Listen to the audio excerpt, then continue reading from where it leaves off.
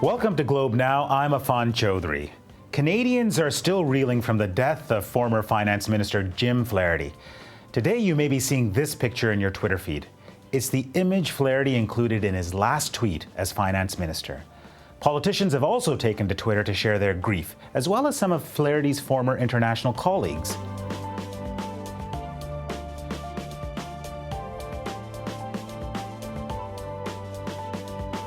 The G7 finance ministers were meeting in Washington when they learned of the news.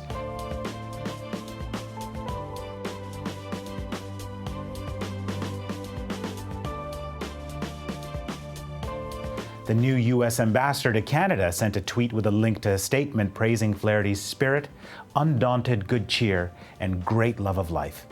Much of Flaherty's legacy is because of the decisions he made during the 2008 global financial crisis, and one move to get Ottawa behind $13.3 billion for an auto bailout. Speaking to the Globe and Mail last year, he explained why. It was pretty important to me, not just because of my writing, but because of the importance of the industry. And it's not the assemblers so much. It's all the parts companies and all the service people. There are thousands of people. But Flaherty's legacy wasn't limited to his economic policies.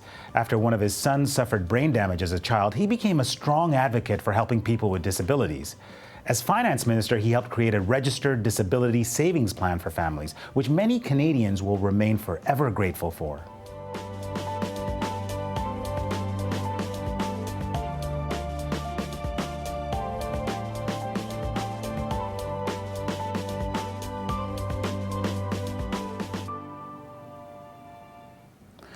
Well, one man who had the opportunity to meet Jim Flaherty while he was a political powerhouse on Parliament Hill is John Ibbitson. Now, you may have noticed that John's column hasn't been in the paper as of late. That's because he's on a one-year leave to be a senior fellow at the Centre for International Governance Innovation. But he joins us now to talk about Jim Flaherty. Welcome, John. Hello. John, what can you tell us about this person's personality? Personality is a good place to start. We have to remember Jim Flaherty was a very divisive finance minister. I covered him for 6 years as a politician at Queen's Park, and of course then he came up to Ottawa and was finance minister here. He presided over some very difficult decisions. He presided over some very controversial decisions. Like the government almost fell over an economic statement that he put forward. He ran for the leadership of the Progressive Conservative Party and lost because many of the members of the party thought he was too extreme, too right-wing. And yet, you see this outpouring, and I myself, I have to say, am very sad about all of this, because beyond all of that, he was a very good and decent man. He was the kind of guy you just couldn't help liking. He was the kind of guy who would battle all day long and then wave to you at the bar later that night and ask you to come over for a drink.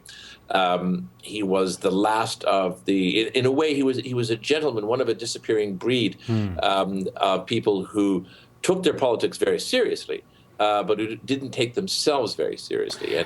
And that's why I think so many people are moved by this. Members of Parliament have been standing and paying tribute in the House of Commons. Why do you think he had the respect of all sides? Well, first of all, he was pretty good. He did help Canada to weather a major global recession. He managed Ontario's finances and managed them well in the last years of the 1990s. Cut taxes, cut regulations. Generally, Canada is a pretty well-governed place, and generally, we have Jim Flaherty to thank for that. But again, to go back, other politicians can share in the same credit on the Conservative side. And by the way, there are many in the Liberals who came before who deserve that credit as well.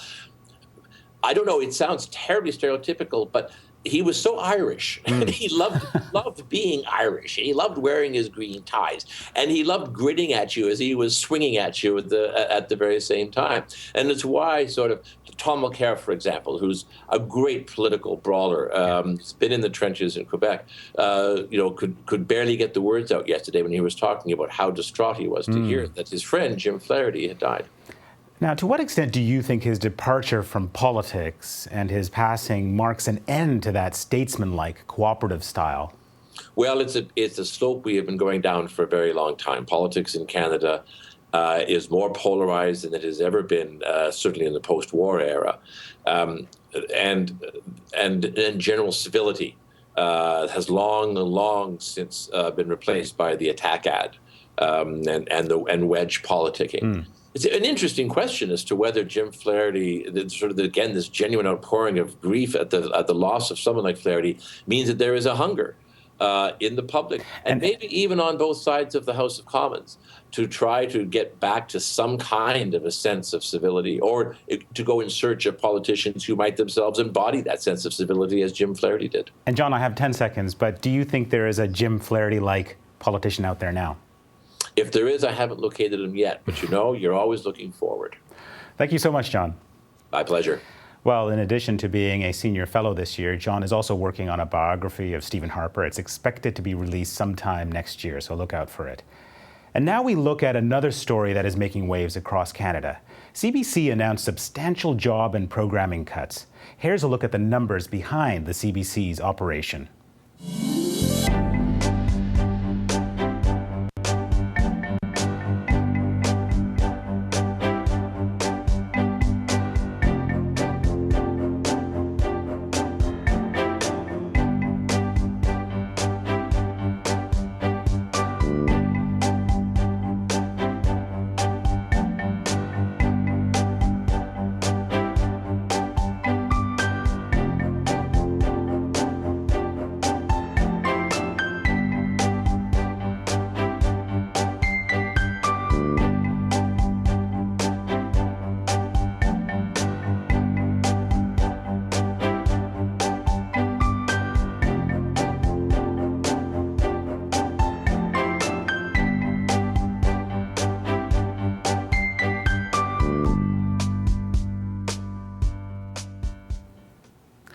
Well, that's it for today's Globe Now, but if you've got thoughts on the CBC cuts or want to share your feelings on Jim Flaherty's death, you can find us on Twitter. We're at Globe Now. I'm Affan Chowdhry. Thanks so much for watching.